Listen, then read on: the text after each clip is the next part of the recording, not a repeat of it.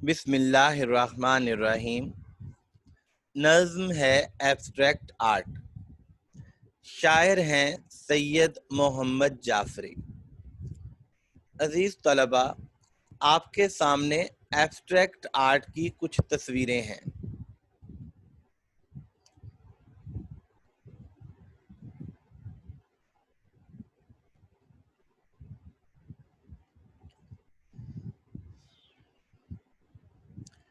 Abstract art کیا ہے؟ Abstract art میں کسی شے یا منظر کشی کی تصویر نہیں بنائی جاتی، بلکہ مصور اپنے تاثرات کا علامتی انداز میں اظہار کرتا ہے۔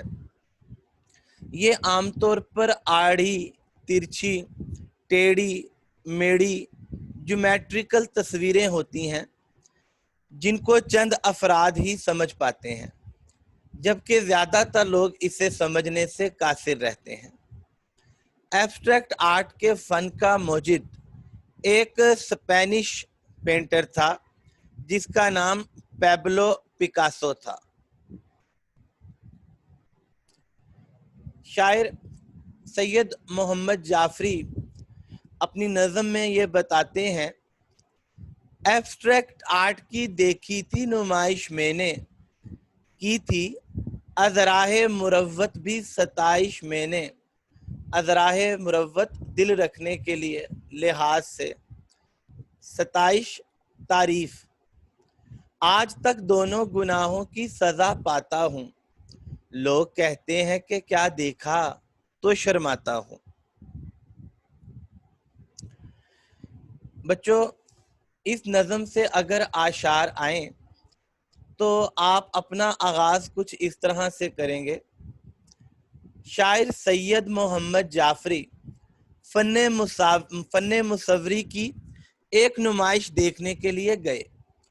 ان کا خیال تھا کہ مصوروں نے رنگوں کے حسین امتزاج سے کینوس کے کورے کاغذ پر دھنک اور بہار کا سما باندھ دیا ہوگا، لیکن شاعر کو وہاں آڑی، ترچھی، ٹیڑھی میڑھی جیومیٹریکل تصویریں اور لکیریں دیکھنے کو ملیں جن نے ان کی طبیعت پر بڑے بھاری اثرات مرتب کیے، لہٰذا وہ ان بے تکی اور بے ڈھنگی تصویروں پر مزاحیہ انداز سے بھڑاس نکال رہے ہیں۔ شاعر سید محمد جعفری جو ہیں وہ بہت اچھے شاعر بھی تھے اور فن مصوری کی باریکیوں کو بھی سمجھتے تھے۔ انہیں ایک نمائش میں جانے کی دعوت دی گئی اور یہ نمائش ایبسٹریکٹ آرٹ کی تصاویر کی نمائش تھی۔ تو شاعر وہاں چلے گئے اور وہاں جب انہوں نے تصویروں کو دیکھا تو شاعر جو ہیں ان کو وہ تصویریں پسند نہیں آئیں، لیکن انہوں نے دل رکھنے کے لیے ان تصاویر کی ستائش، ان کی تعریف کر دی۔ شاعر کہتے ہیں کہ میں نے یہ دو بڑے گناہ کیے۔ ایک گناہ تو یہ کہ میں ایبسٹریکٹ آرٹ کی نمائش دیکھنے کے لیے چلا گیا۔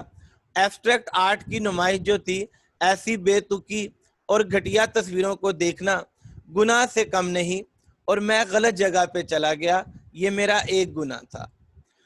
اور میرا دوسرا گناہ یہ تھا کہ میں نے ان تصویروں کی تعریف کی، میں نے جھوٹ بولا، اور جھوٹ بولنا بھی ایک بہت بڑا گناہ ہے۔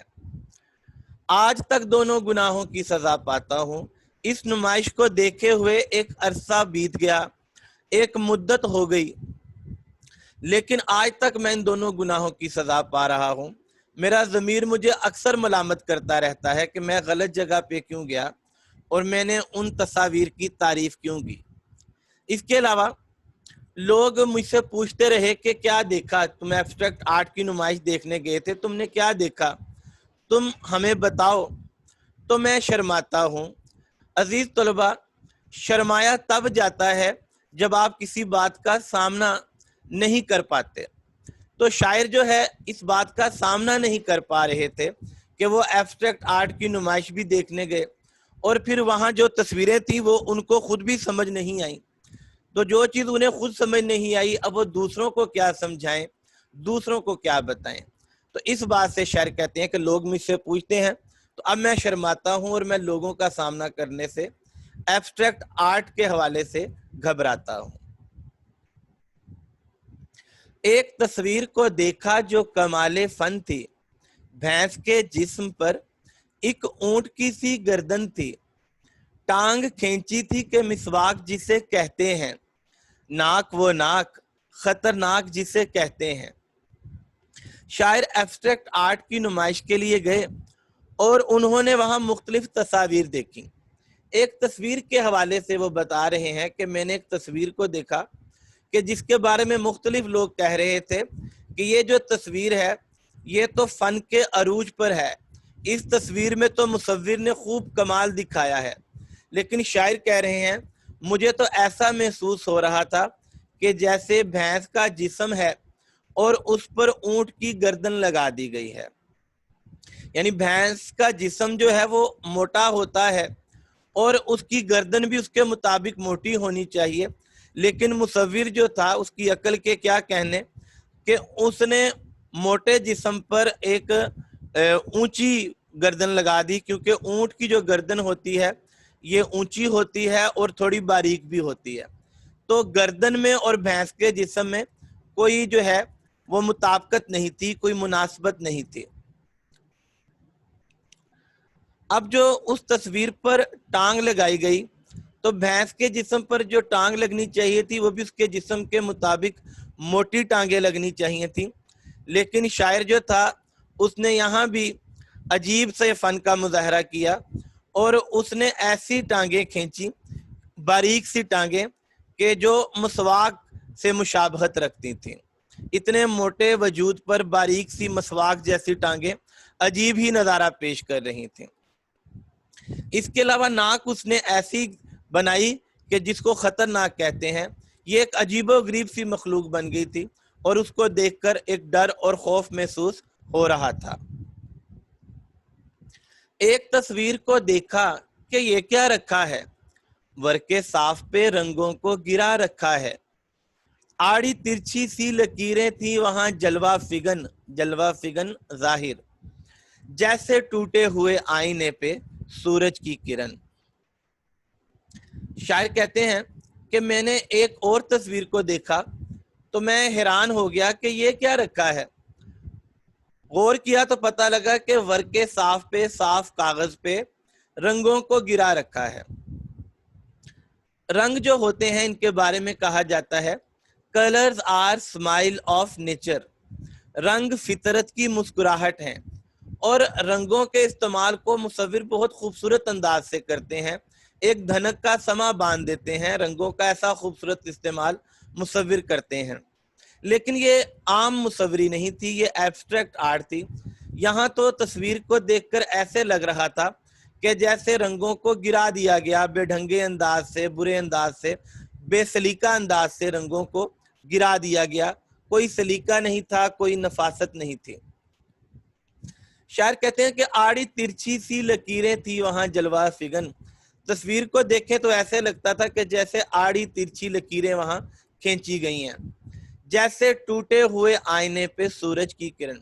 جیسے ٹوٹا ہوا آئینہ، ٹوٹا ہوا شیشہ ہوتا ہے، وہ ٹوٹا ہوا عکس دکھاتا ہے، اور اگر اس پہ سورج کی کرن آ جائے تو کچھ بھی نظر نہیں آتا، کچھ بھی سمجھ نہیں آتی۔ تو شاعر یہ بتانا چاہتا ہے کہ تصویر ایسی تھی جس میں رنگوں کا بالکل استعمال مناسب نہیں تھا، اور اس کے علاوہ تصویر دیکھ کر کچھ بھی سمجھ نہیں آ رہی تھی، عجیب سی تصویر تھی کہ جیسے ٹوٹا ہوا آئینہ ہوتا ہے، اس پر سورج کی روشنی ہوتی ہے، اور شاعر کچھ بھی سمجھنے سے قاصر رہا۔ اس نمائش میں جو اطفال چلے آتے تھے ڈر کے ماؤں کے کلیجے سے لپٹ جاتے تھے۔ اطفال، بچے، ایبسٹریکٹ آرٹ کی نمائش میں بچے بھی آئے تھے، اور جب وہ ان تصویروں کو دیکھ رہے تھے تو ان تصویروں کو دیکھنے سے انہیں خوف محسوس ہو رہا تھا اور وہ اپنی ماؤں کے کلیجے سے لپٹ جاتے تھے۔ بچے بھی اس نمائش میں آئے تھے، اور بچے جو ہیں ان کے بارے میں کہا جاتا ہے کہ بچے من کے سچے ہوتے ہیں، اور بچے جو ہوتے ہیں انہیں ابھی منافقت کی ہوا نہیں لگتی، لہٰذا وہ سچ بات کہہ دیتے ہیں۔ تو جہاں اس نمائش میں مختلف لوگ تھے اور وہ منافقت سے کام لے رہے تھے، تصویریں انہیں سمجھ نہیں آ رہی تھی، پھر بھی وہ ان کی تعریفیں کرتے چلے جا رہے تھے، لیکن بچے جو تھے ان کا رد عمل جو تھا وہ بالکل سچ کے مطابق تھا، اور انہیں ان تصویروں سے خوف محسوس ہو رہا تھا، اور وہ اپنی ماں کے کلیجے سے لپٹ رہے تھے اور ان تصویروں سے خوف محسوس کر رہے تھے۔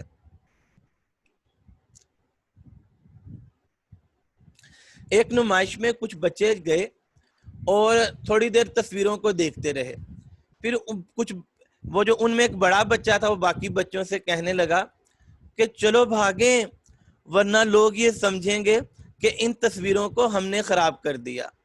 تو شاعر نے اس شعر میں بڑے خوبصورت انداز سے ایبسٹریکٹ آرٹ کی حقیقت کو بیان کیا ہے کہ ایبسٹریکٹ آرٹ جو ہے وہ ایک ایسا آرٹ ہے کہ جس میں تصویریں جو ہیں وہ فن کے معراج پر نہیں ہوتی بلکہ بے تکی اور بے ڈنگی تصویریں ہوتی ہیں، اور بچے جو ہیں وہ اپنا اظہار آخرکار کر ہی جاتے ہیں کہ یہ تصویریں جو ہیں یہ بالکل مناسب نہیں ہیں، اور بچے بھی ان تصویروں کو دیکھ کر خوف محسوس کرتے ہیں، ماؤں کے سینے سے لگ جاتے ہیں اور ان تصویروں سے ڈر محسوس کرتے ہیں۔ الغرض جائزہ لے کر یہ کیا ہے انصاف، آج تک کر نہ سکا اپنی خطا خود میں معاف، میں نے یہ کام کیا سخت سزا پانے کا، یہ نمائش نہ تھی ایک خواب تھا دیوانے کا۔ شاعر سید محمد جعفری آخری اشعار میں یہ بتاتے ہیں کہ میں نے پورا جائزہ لیا اور پھر میں نے یہ ایک انصاف کیا کہ میں نے غلطی کی، میں غلط جگہ پہ گیا اور پھر میں نے جھوٹ بولا، میں نے غلط تعریف کی، یہ میری خطا ہے اور یہ میری ایسی بڑی خطا ہے جس پر میں معافی کا مستحق نہیں، میرا ضمیر مجھے ملامت کرتا رہے، میں اسی بات کا حقدار ہوں، میں نے یہ کام کیا سخت سزا پانے کا، مجھے اس کام کی سزا ملنی ہی چاہیے، یہ نمائش نہ تھی ایک خواب تھا دیوانے کا، یہ نمائش نہیں تھی بلکہ کسی بے وقوف کا خواب تھا جس نے اپنے خواب کا اظہار نمائش اور اس کی تصویروں کی شکل میں کیا تھا۔ ایک مزاح نگار کا ایبسٹریکٹ آرٹ کے حوالے سے کہنا ہے کہ جو چند لوگ ایبسٹریکٹ آرٹ کی تعریف کرتے ہیں یہ وہ لوگ ہیں جو اخلاقی جرات سے خالی ہیں اور یہ تسلیم کرنے سے ڈرتے ہیں کہ انہیں بھی یہ تصویر سمجھ میں نہیں آئی۔ عزیز طلبہ، اب تشریح کا اختتام ان الفاظ کے ساتھ کر سکتے ہیں۔